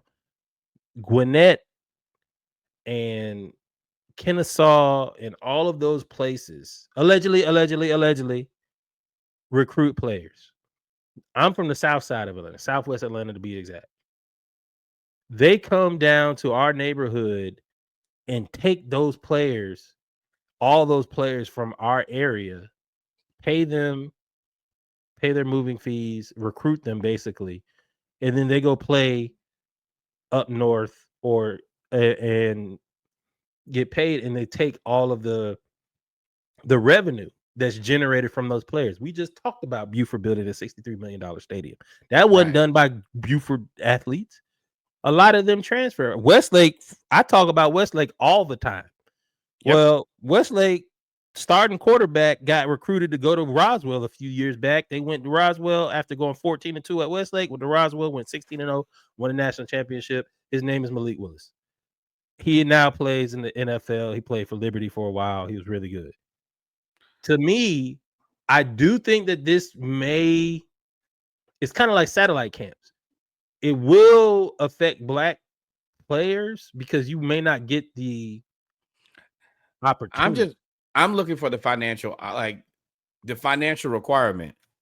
We know non-Black families, we'll buy a house or we'll rent a house for sure in that district if that's what it takes. Mm-hmm. For us, and especially after hearing the DeJounte Murray story where, hey, I live right here, but I can't go to school right there. It is unsafe for me to go to school right there. That's the part is, what do you do if I mean, harsh reality, a lot of these kids grow up in not the best neighborhood. So you have to stay at that. You have to go to that school. That might not even be safe. Then what do you do? I didn't think about that. But on that aspect, though, well, we got to see how this does for. Yeah, because there's a lot of times we've seen the stories where you get sent somewhere else because it's an opportunity. I think basketball for up north is similar, where they send you to like Catholic school. Maybe that's what it is, where you go to a charter school now or a Catholic school, to where I think those rules don't necessarily apply, or maybe not all the rules apply. I do think now what I do like about this rule is the 2 transfer limit. Yeah, y'all can't go out there and play for 4 schools in 2 years. We're not in support of kids of free agency. We're not in high school. But if you look at where, and I will say basketball is changing now, and it's not really the before it used to be the hood kid sport. Now you get basketball is damn near baseball. With the amount of travel and expenses that come with it, if you don't have enough money, you're probably just not going to be able to get football on enough radar. Flag football is a whole thing. It is, but also if you're 6'4" and you run a 4.4, you ain't got to go to no 7-on-7 camps. And I'm a guy who hates them 7-on-7 camps. 7-on-7 don't have no pads. When you play football, pads are a must. So I get so frustrated at 7-on-7. I was like, bro, I was a 7-on-7 murderer. Wasn't a killer T-shirt on all field, American, though. bro. I was amazing. Right. I don't even know what you do on, like, you just tag, you're it. Like, no. So for me, football, size and speed gonna translate. No matter where it is, I don't care if you're the only one. They're gonna find a way for you. But basketball that costs so much money, you have to play in all these leagues. You got to play in all these. You have to play in these tournaments just so you can be ranked. It's not like when we grew up where, hey, where you play? I play at this high school. Cool. Everybody gonna go to the high school. Everybody gonna know how good you are. Now you have to play in these tournaments, or like they've monopolized it, where if you don't play in the tournament, they're just not gonna they're not gonna consider you good.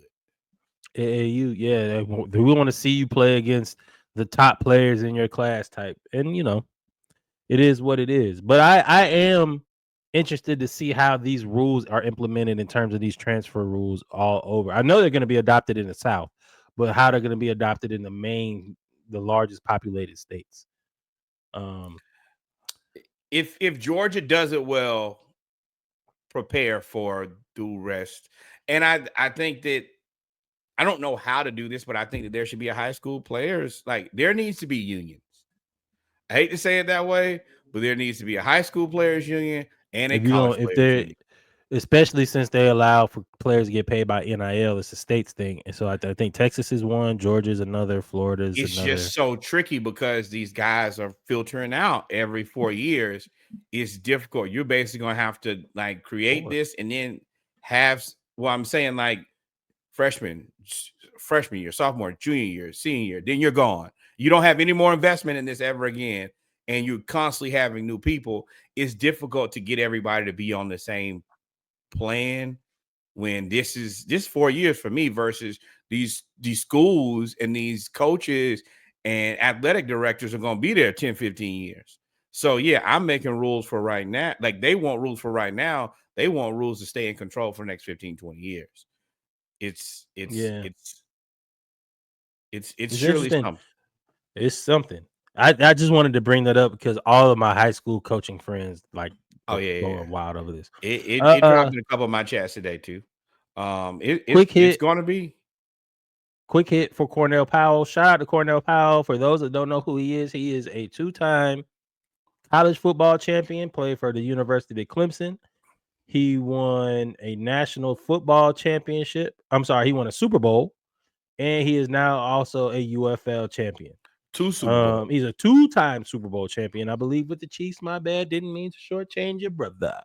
Right. 1, 2, 3, 4, 5. This is dope. 5 rings in 9 years is crazy, man. Being at the right place at the right time is half the damn battle. And I love this because one thing that comes with championships is checks. You get extra money for all them extra games, and then you get a championship bonus. He got 5 championship bonuses. Yeah, and perseverance. Shout out to the perseverance too, man. I'm a play basketball, and football. I'm gonna play football and I'm gonna produce everywhere I go. Right. He's a consummate teammate. Everybody, and you can't keep getting jobs if you're a bad teammate. So shout out to him, man. And run me my trophy case. I'm putting that in the foyer. As soon as y'all walk in, my goddamn. How you got? Yeah, these my trophies. And so for him to go to Clemson, he was good in high school. Right. I'm gonna have every picture you gonna see from age. You gonna be sick of me. You gonna be sick of me now. Life has been. I've been blessed and highly favored. I know you probably haven't been, but I have. All right. Well, so while we talk, let's move on to the Falcons. So the Atlanta Falcons' top 4 draft picks are expected to be put in starting roles this year. That is going to be Jalen Walker, James Pierce Jr., Billy Bowman, and Xavier Watts. Correct. It just sounds like a producer name for some reason, but Xavier Watts. So, and I am not surprised that these top 4 players are going to start. We already knew the top 2 players were going to start. That was said once they decided to trade their first round pick for next year, that James Pierce Jr. was going to start. And let me tell you, they started to whisper about him. They said the first step is real. His first step is real off the line now. And they said Jalen Walker is just Jalen Walker. He's a football player. He plays literally everything. I'm excited. I can't tell you, bro. I love me some Jalen Walker, bro. I like them both, but I like them for different reasons. I like Jalen Walker because he looks like the motherfucker. He looks like hey, who's in charge? Jalen? Me. And then James Pierce Jr. Who ass need to be whooped? That's what bro, look. They look like Abbott and Costello. They look like they gonna come and Jalen Walker gonna try to talk nice to you until you calm down. And Good James is gonna stand there like, I dare you to say something. Just let's do flinch. I let him talk because I like him. If not, I'll be to whoop your ass off. And don't forget that just because James Pierce gonna whoop your ass, that Jalen can whoop your ass too. Right. And I mean, I'm trying not to get excited about this team. But I'm out here. Fuck y'all. I'm excited. I mean, because the other part is when you talked about, Xavier Watts and Billy Bowman, we hit on both. They're positive draft picks. We thought that they should have been drafted a round earlier. We hit on both of those. And Kobe Bryant's still out there. I'm trying to not let the Falcons ruin me. I'm excited about both of my teams right now. The Hawks, hey, y'all just stick to plan, draft these 2 guys, and just ease it on. Just make it work. The Falcons, we finally got a quarterback. We got a receiver. We got a running back. Kyle Pitts, you got to the bye week. And the defense, there's so many guys on the defense that it's just like, it's got to work, right? Yes. So here's the thing about the defense. I said that I've been on record, and shout out to everybody that's joined the SplashCast versus the world. Shout out to everybody that comments on our TikTok and Instagram. I love having the debates there. I said that we're a CB2 away. And I thought that Jair Alexander was going to be the guy. I did a whole video on him. He included the Falcons in his final 4 for where he's going to sign, but he ultimately went back and played with his college teammate in Lamar Jackson. And Baltimore, you can't really go wrong going to Baltimore. This is the decision where if you have an MVP level quarterback, he wins. He ain't wrong. You made the right decision, bro. He told y'all go get him, and he was like, okay. So they went and got Jair. I wish you would tell him to go get a receiver, but shout out to Josh. I did. You took the layup. I did. I was gonna let it go. Oh, I was fast break, baby. So with Jair signing, I do want to bring this back to the Falcons. Do you think we stand pat with our defense the way it is right now? At least our secondary. You think we stand pat? Your boy's still out here, so I'm not gonna say Jalen. No, what's the cornerback? Asante Samuel Jr.? Yes, he's still available. I don't. Nobody's picked him or Zadarius up. I don't think that we're in a place to say no to two. I would rather have them both or have one of them. I don't think that, because like we didn't fix our situation last year and we kind of leaned for on it. They were cooking our ass at the end of the season. And it's one of those situations where you did a good job in the draft, but that don't mean don't do the rest of your homework. We're in a position, like that's the reason I want the Hawks to keep the 2 picks. Like you got a good starting lineup, backfield, because shit is going to happen. Same thing with the Falcons. It's guys out. Like, I mean, if you really look at the team right now, Morgan Fox, Onyemata, Zach Harrison, Jalen Walker, Devon Diablo, Caden Ellis, Leonard Floyd, Jesse Bates, AJ Terrell. That's not Mike Hughes. Yeah. I left Jordan Fuller. I left Jordan Fuller. You just pulled a Peter Griffin. Yeah. Not you. But if you listen to that defense, you're like, well, damn, that defense it's not a lot on there to hate. And we still got Rook, we got Street, we got Ebiketie, we got Dorless, we got Troy Anderson, we got JD Bertrand, we got Helms, who I like a lot, and Billy and Xavier and Clark Phillips. Like, this is a good.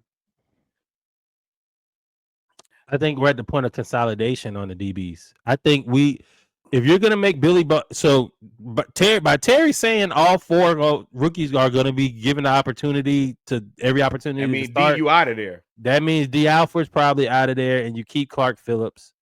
That means we're not signing Justin Simmons, or we're not really signing any other DB, because Helms is hell on wheels behind Xavier Watts. I like Helms, yo.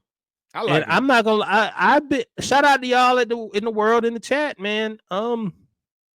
I will give Mike Hughes a chance. I could see us standing pat and giving him a chance. But what I will say is, if we're gonna do that, and we're gonna stick with Mike Hughes, who's not a bad corner, I just think he's a really good corner 3 type, rover type player, then we're gonna have to do something about the interior D line. We're banking on Dorless and Rook, Onyemata and Zach Harrison. Well, not Onyemata, but Dorless, Rook, and Zach Harrison to take the next step. We got Morgan Fox and all these veterans that we added to be able to help them along. Yeah. I think he's going to be a trade bait deadline.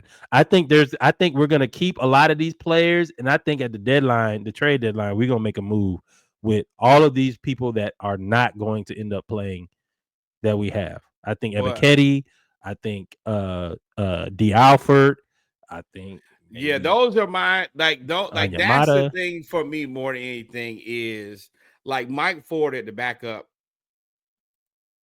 left corner.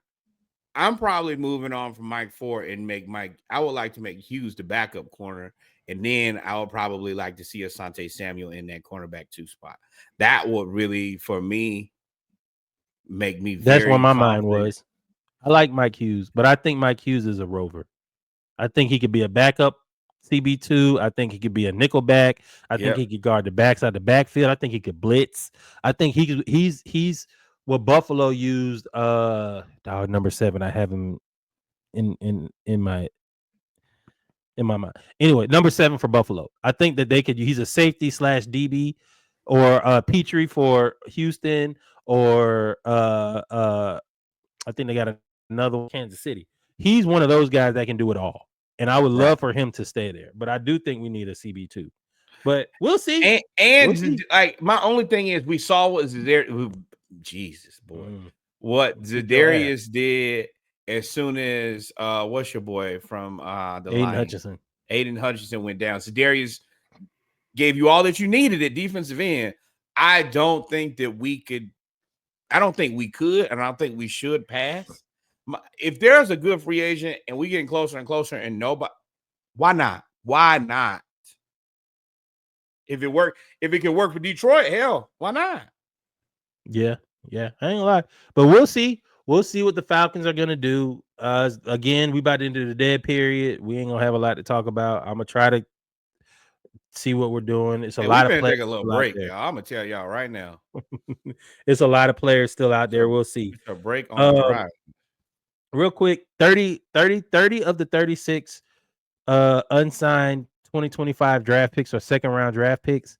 This is a callback to last week when we talked about 2 second round draft picks getting fully guaranteed contracts, which is unprecedented. Yep. I anticipate, and I think I said it last week. Now that we talked about it, I said this is going to change all the negotiating tactics going forward. Absolutely. If this would have happened and they were the last 2 to do that, yeah, cool. Remember we said the agents colluded. We said this the first 2. Yeah. So not my problem. Honestly, no second round pick. Don't sign none of them. Cool. Don't play. Whatever. Cut them all. Hey, right. Shamar, come on. Anybody, whoever you need, come on. Whatever you need. But what that means, and why I brought this up in terms of one of the players that signed was Travis Hunter. So Travis Hunter, they were trying to make a big deal. Travis Hunter hadn't signed either. I was like, bro, he just bought a $10 million house or whatever he just bought. You don't buy no house without knowing that you're not about to be signed. Like you knew you were about to be signed. So he signed 4 years. I think this was 46.5 or 49. Yeah, 46.5, 30.5 guaranteed. Right. He is electric. He is the personality. He has the ability to be the face. And I have followed closely to now, of course, to the tape of him playing cornerback and receiver. Now, I understand that you release what you release. Your pause if necessary. You don't necessarily see all the bad, and you're gonna see more of the good. But I think they have showed him over and over again playing wide receiver and showing how bad he is, and showing him at cornerback and showing just how amazing he is, which for all intents and purposes is true. But what they're talking about in Jacksonville, which is what I think why they really signed him and gave him that much guaranteed money, is his work ethic is crazy. He'll mess up at receiver, go and study, come back the next day and run the route correctly. I ain't gonna say Trevor Lawrence because we don't care about him, but everybody else is at camp. All the coaches are talking about those things. I'm not saying he should play receiver. I'm just saying his ability to learn and adapt is going to make him end up being the franchise player. To me. So they're gonna do what I said do from the beginning. He's a cornerback. Mm-hmm. He is, and I told y'all he's not a wide receiver 1. And I think that it's very clear that he just can't be that. And that's fine. I know that everybody's like, oh, he's so good at receiver. He's not. Is he playable? Yes. Is he probably somewhere between a mid-tier wide receiver 2 to a top-tier wide receiver 3? Sure. I think that they're probably CB1 though. Yes. Numero uno. That is going to be what is important. And I think that this was the other part is even if he's capable, if you're CB1, bro, we need you to be the CB1est of ones. This team needs to win games. So even if you are good enough to play some receiver, bro, that might just not be in the cards for you right now. I know you're going to do the best to make him happy. I think that's the reason they gave him the $30 million guarantee. He's the highest paid non-QB pick ever as far as guaranteed money. So, yeah, I paid you. So now that I paid you more than what most guys at your position get paid, fall in line, big dog. And I think he will. Yep. I think that's the best situation for him. Sticking him at wide receiver in certain spots is going to be cool, but trying to make him a part of the weekly game plan, you're only going to run down your CB1. Yeah, for sure. And before we get out of here, Shout out to CJ Mosley. Great career. He's one of the few people. This is how you know you feel old. You see people play their entire career. Like I remember he was getting recruited in high school, and then he went to Alabama, and he was amazing. And then he was part of that group, Nick Saban's first like 2008 to 2012, 13 team. And then he played a bunch of years in the NFL. He was really good with Baltimore. And then he ended up going to get his money in New York. Job well done. Job well done. Shout out to you. Shout out to you. And I'm gonna throw this out there. Daniel Jones is looking to be the starting quarterback for the Indianapolis Colts over Anthony Richardson. Great job. Go ahead. Do it. Do it. Y'all gonna figure out. I learned, and I'm gonna tell y'all who I got this from. My mama. When people gonna do something stupid, you have to encourage them to do it. Just go ahead and do it. Not let them, encourage them. It's the same thing. Oh, Daniel Jones. I mean, not Daniel Jones. See, I got it mixed up with the other guy. Trevor Lawrence. You gonna pay him? Do it. Zion, you gonna extend him to a max contract, even though you never earned it? Do it. Do it. They already said that they are preparing Anthony Richardson to be the quarterback of the Pittsburgh Steelers. I think that's the best way to get him there. And if I'm Anthony Richardson, it's probably a really good job. I can sit here and just learn for a little bit. And then, y'all can learn from who? Learn from who? Arthur Smith? Shane Steichen. Or Aaron Rodgers? Shane Steichen. That's who you're going to learn from. You talking about in Indianapolis? Yes, I thought you were talking about in Pittsburgh. No. Just learn. Take all the pressure off you. Start Daniel Jones. Let me tell you. If anybody can tell you what happens when you start Daniel Jones, please look at the New York Football Giants. Breaking. Oh, shit. The Boston Celtics have traded Drew Holiday to the Portland Trail Blazers for Anthony Simons and two picks. Oh, well, damn. That's a hit. They just got off all of that money for Anthony Simons and 2 second-round picks. Celtics trade Drew Holiday to Trailblazers for Anthony Simons and 2 second-round picks. Not gonna lie to y'all. This for who? The Celtics? The Celtics just got really good. Now they lose defense, but I mean, you can go get a defense of somebody. Go get you probably just kept Jaylen Brown. Jaylen Brown and Anthony Simons can make it happen. There's a lot of scoring. That's a lot of scoring. Anthony Simons is a microwave, boy. Microwave.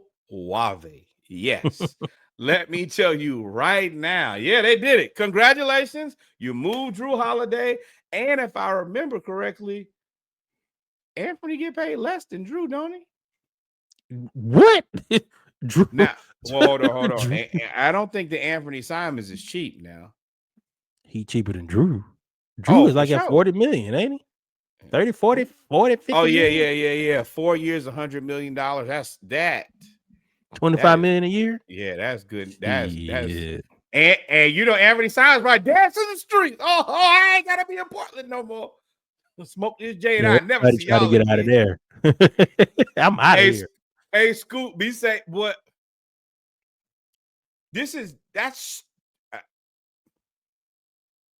That does not make sense for the Trailblazers. Hey, Trailblazers fire sale. Let me tell you, ain't no way. Scoop, Shaden Sharp, Drew Holiday, and Denny Avdija. And you still got Ayton over there, and you got Jeremy Grant. Y'all forgot he is still in the NBA. That team don't make no sense. We're clinging. Right. Still chilling. Oh, no. Clinging like, well, I'm the starter here, and I'm going to probably get some money here, so I'm going to stick around. I get it. But everybody else? Hey, man, we might need to ask the Hawks. Hey, man, go look and see what. Oh, because you got Tumani Kamara, too. All defensive player. Somebody got to go. And then, of course, so that's breaking news. Damn. What? Something else? No, I'm just. Just to happen. So that's breaking news. And while I was sitting here scrolling, reading this, another thing came up. No breaking news, but I did notice that Michael Parsons Jr. has still not signed an extension. Hold on, but this is the part. Anthony Simons, he gets 26 this year, 28 next year. The Celtics get a combined $72 million owed to Holiday off the books. They say $40 million in luxury tax, and they're $18 million below the second apron, and Simons is extension eligible. It's a slam fucking dunk. Hey, shout out to Brad. I mean, he transitioned, and shout out to Danny. Y'all made it happen. They not done. The timing of this trade is not by accident. This happened before the draft for a reason. They finna get into that draft too. That's the reason they got them seconds. They gonna move somebody else off that team. And we might need to pie Wednesday. That's gonna be interesting. Hey, we could probably figure that out. But yeah. The Celtics are who else they got that needs to go? They got one more person that has to go. No, they don't. The one, Derek, the two. Oh, I'm probably trying to move Kristaps. I'm getting Kristaps out of there. Oh yeah, Kristaps. Well, I mean, moving for what? And who gonna take him? He ain't played a full season in 4 years. My answer is Utah. I mean, it's always the answer for the whites, right? Send him right on over there. But this ain't is he from thing. Ain't he from a cold weather country too? Don't he look like it? That haircut. But just realistically, you could. I mean, Utah has Taylor Hendricks, Filipowski, John Collins, Lauri Markkanen. All of those guys are cheaper than Kristaps. Yeah, you flip Kristaps for 2 bigs, or a big and a pick, or you flip Kristaps and a pick for 2 bigs is what you do. Yeah, and if I'm Utah, I'll probably take Kristaps. You take Kristaps, you give me Walker Kessler. No, it's got to be trying to get off him. Nah, well, I want something. I want 2 picks. If I gotta take Kristaps and give you Lauri, yeah.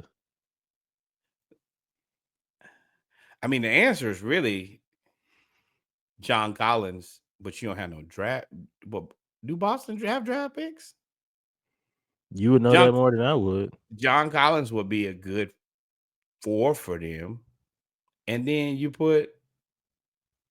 draft you a center. Or you call Clint Capella. I mean, that too. Clint Capella. Or Jackson Hayes. Like there's just gonna be guys. I was just saying the Hawks should have tried to sign and trade Capella. If you weren't going to, but I mean, even just sign a trade for a second round pick for anything. You got to let him walk, and everybody's about to try to get him. Well, that is, I mean, I still think that's technically on the table. We would just have to give something up. Mm-hmm. Yeah, trade somebody else. Yeah. I mean, y'all want Terrence Mann? Or Niang, dog. Y'all can there are things that we could do to make it where it's worth, or that 23rd pick.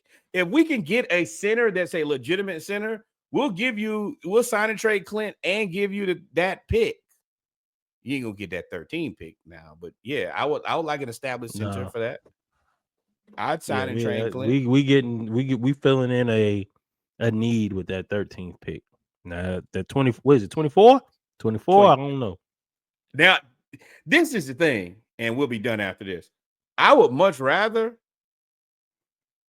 trade that 23rd pick and buy a second round pick. I'll take that Chinese dude who looked like he might be okay. It's this draft. There is enough guys that are gonna everybody can't get drafted. in the first round. It's going to be some decent players at the top of the second round that I would be interested in sending to College Park and then having them come play with the varsity. This is the new part of sports that nobody's talking about, is because there's so many good athletes that are basically trained from birth now, because of, it's kind of like turning to European tennis almost, like where you have the tennis academies. Like, you're going to get so many good players that are undrafted. Look at the Falcons. Get so many players that are undrafted free agents that are 4th round picks, 5th round picks in football, that are 2nd round picks. And basketball is only 2 rounds. Now, it's a record low. It's only 100 people, but it's only 32 teams. It's a lot less jump in the way now. Because the guys are, no, I could just go back to college.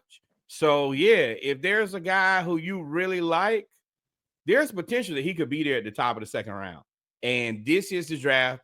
If I was the Hawks, sell the printer, buy the second round draft pick, send him to College Park. Because we're going to need to backfill positions. And if we could have a guy go play College Park for 2 years, same thing with Jurisic. If he play another year at College Park and then comes and joins the varsity, I'm fine with that too. And then we will know what happened. We know how, like, and then, or hell, if Buffkin ain't ready, then if he ain't ready by the start of this season, he's gonna be ready. He's gonna be ready. He's gonna be ready to play or ready to travel. One or the other. Right. And if you're not Jurisic, I have no issue. And Muhammad Gay, to be completely honest, what he lacks in offensive skill, he has in athletics. Just let him play. Eventually, just gotta let him play. I think he's a playable person. I'll probably be okay with moving Man and Niang for picks and one good player. Oh, you know, the minivan is on the train, the freight train out of here for me. He's cool.